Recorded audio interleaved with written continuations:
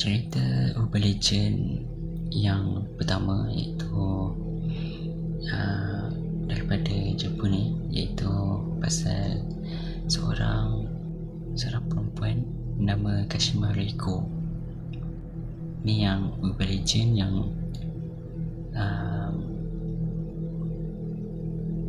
orang cerita, tapi maybe aku rasa dalam cerita ni pun diorang ambil daripada yang Urban Legend ni, so maybe betul juga lah, aku tak tahu.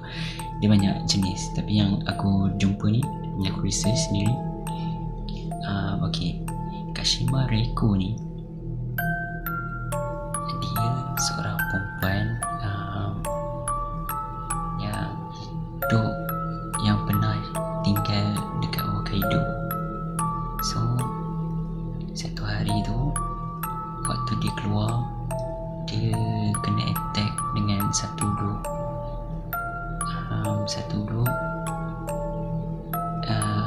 of men, satu kumpulan lelaki kena attack, kena abuse apa semua.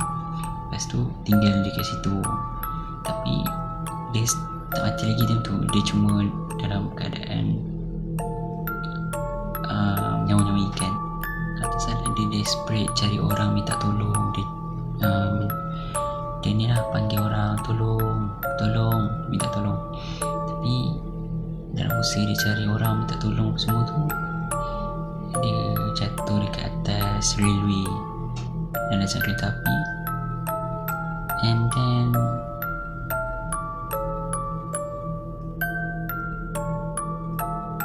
dia badan dia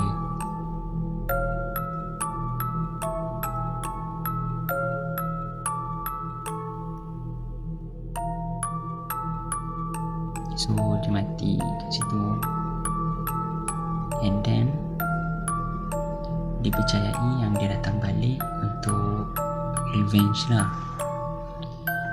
And pada masa sama, waktu badan yang dia jumpa, orang jumpa badan dia tu, kaki dia putus. So dalam Urban Legend ni katanya kalau Kashima Reiko ni datang tanya dekat mana kaki dia, semacam dia tanya dekat mana, tahu tak dekat mana kaki saya? So korang jawab lah, kaki dia dekat Meishin Expressway. So korang tahu lah nak jawab apa kalau jumpa dengan dia.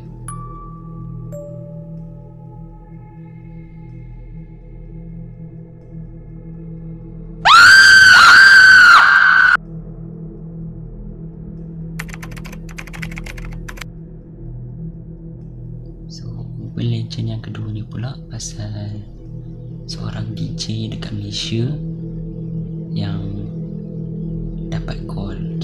Satu malam ni dia tengah buat live radio,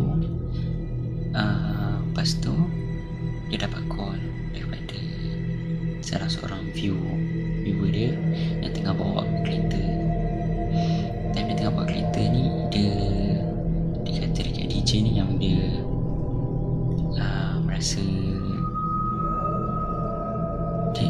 dia cerita lah pengalaman dia bawa kereta. So dia cakap yang waktu tu dia tengah pandu kereta, keluarga dia semua dah tidur, dia pun penat. Jadi waktu bawa kereta tu, ada satu lampu lori, kalau tak salah, headlight, dia buka headlight, lepas tu lori tu bawa laju ke arah dia. So dalam terang menderang tu, dia tak nampak apa kat depan. So dia berlari ke depan, lepas tu lori tu lalu sebelah. Dia terkejut lah time tu.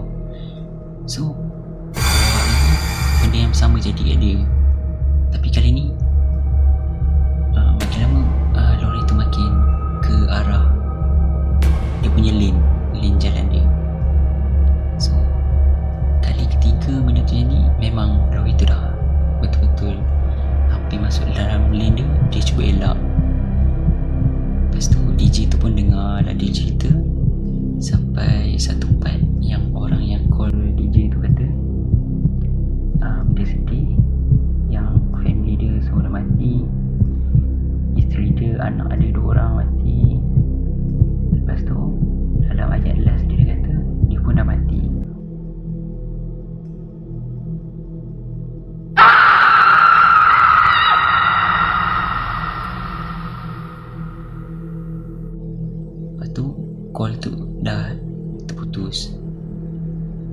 tak salah dia ada cakap minta tolong, tak pasti lah tu.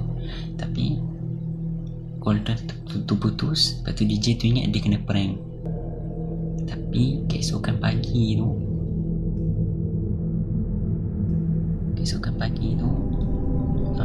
DJ tu tengok berita surat khabar, tak pasti, maybe surat khabar kot.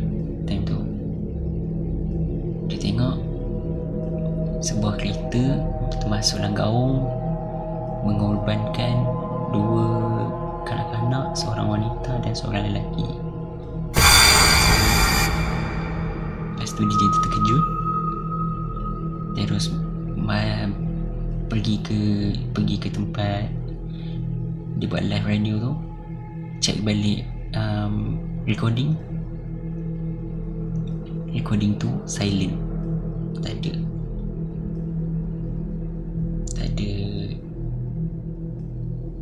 suara. Yang ada suara dia je yang tanya.